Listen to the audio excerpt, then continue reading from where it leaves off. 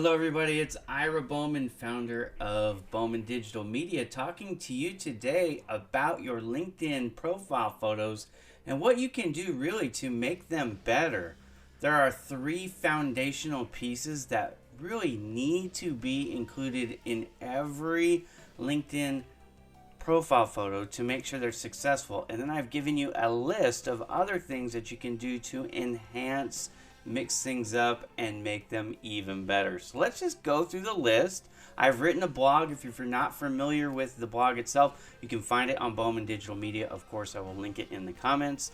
I encourage you to read it. It will help you, and then you can follow along here with the video as well. Okay, so let's get started. Number one, when you are talking about a successful profile photo on LinkedIn, you really do need to smile. Look, I have the worst teeth of anybody I know, but when you ever see me on a profile photo, you're always going to see me smiling with my teeth showing. Why? Well, there's a couple things. It's a lot of psychology here, but basically showing the teeth is showing that you're friendly and that you're sincere and that you have nothing to hide. So you're being open and honest. So no sly grins, no frowny faces, no big cheesy smiles either. It's got to be authentically you, but we need to see your teeth. I know a lot of you are embarrassed about your teeth. I'm embarrassed about my teeth, but we got to show it, okay? Number two, I want you to look straight into the camera. Don't look off to the side. There's something cool about looking off to the side. I get it.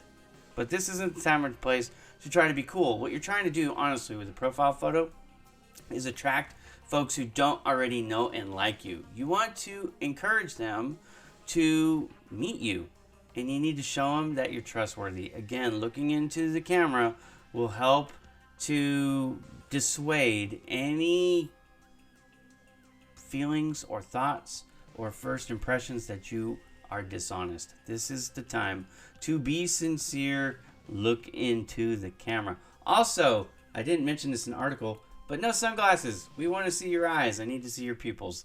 If you are guarding your eyes, then you are insinuating that you're being less than forthcoming, and that is not a good thing. Okay, the third thing that you want to do is, this is a proximity. I use the expression shoulders and up, and hopefully you understand what I mean by that, but basically what I mean is zoom in tight.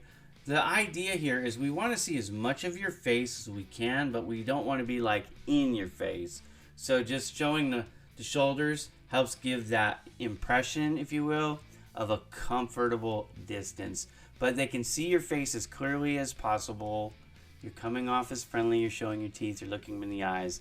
That's the right distance. So we have the distance and we have the visibility that we're looking for. The eyes and the teeth are showing from the shoulders and up. Okay, now for some of the more advanced stuff, how can you take, now that you have the foundation of how to build a good photo, what can you do to take it to that next level, to go from okay to wow, right? Well, there's a few different things.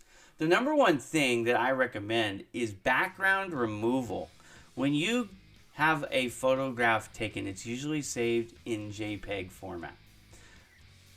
When you have your background removal in JPEG, the default for the clear background is white.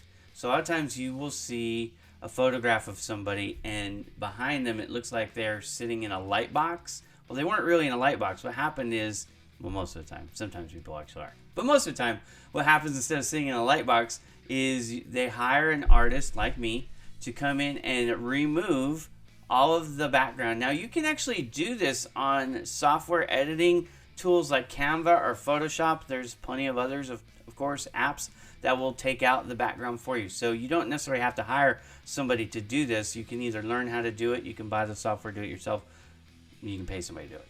Those are your options. But when you see it, typically those will be black or white. Most of the time white, but sometimes black.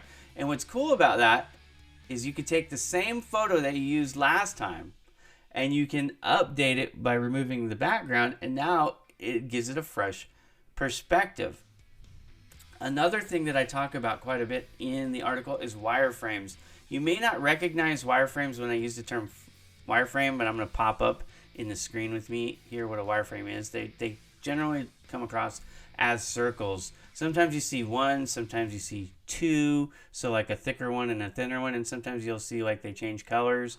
LinkedIn actually had one that they're still using. It's not as popular as it was for a while. It was open to network was what they wrote on it.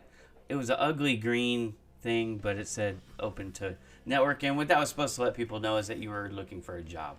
Okay, so the wireframes have been around for quite a while.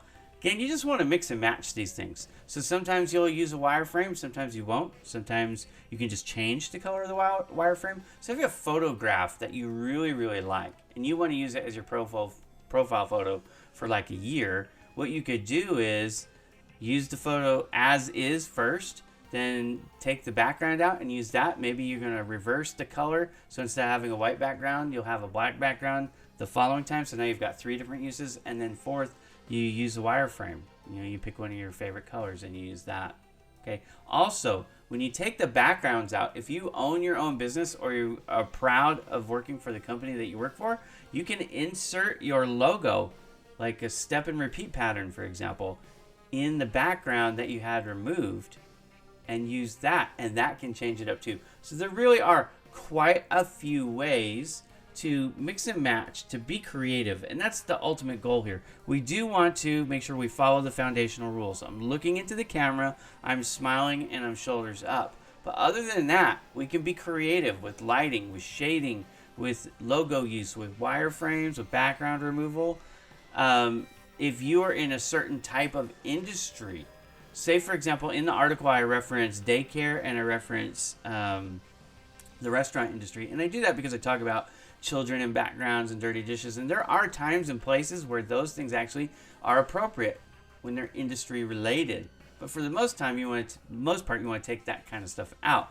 But you can implement things that help signify what it is you do or what you're hoping to do in the background with creative shots.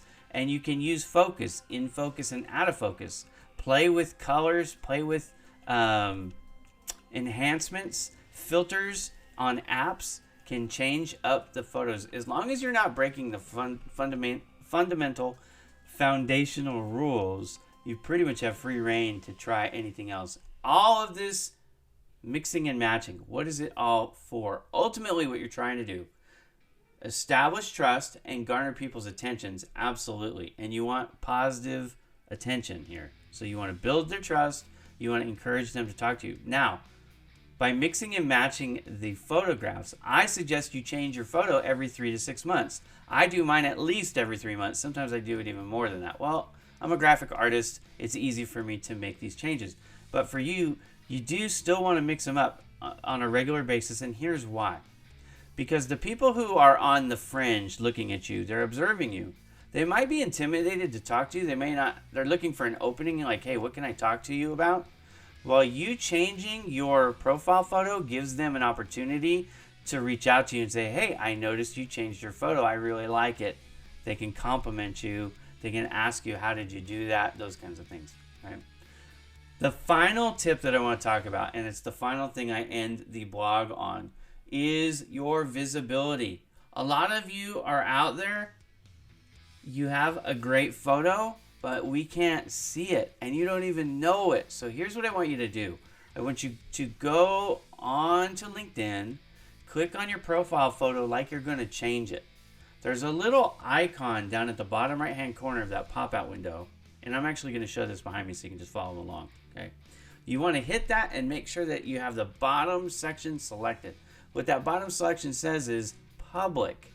That means anybody who comes across your profile on LinkedIn or from a third party. For example, I use a software called StreamYard.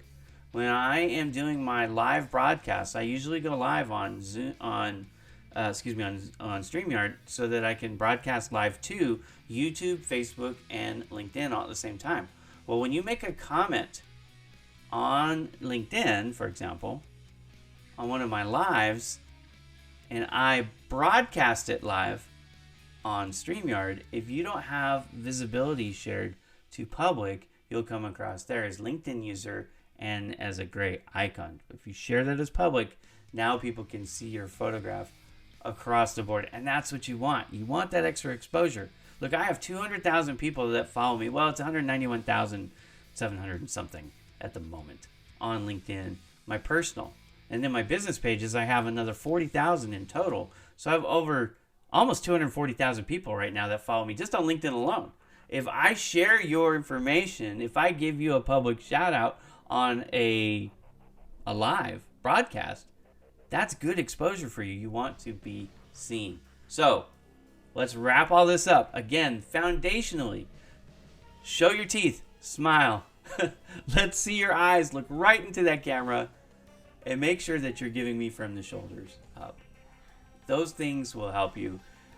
Implement the background removal, implement the wireframe. Make sure you're using a photograph that is current. You don't want to use a photo that's from 10, 15 years ago. Make sure that you're mixing your photograph up every 3 to 6 months. Those things will all help you. Again, you can read the blog at bowmandigitalmedia.com. My name is Ira Bowman. Thank you so much for watching. Have a great day, everybody.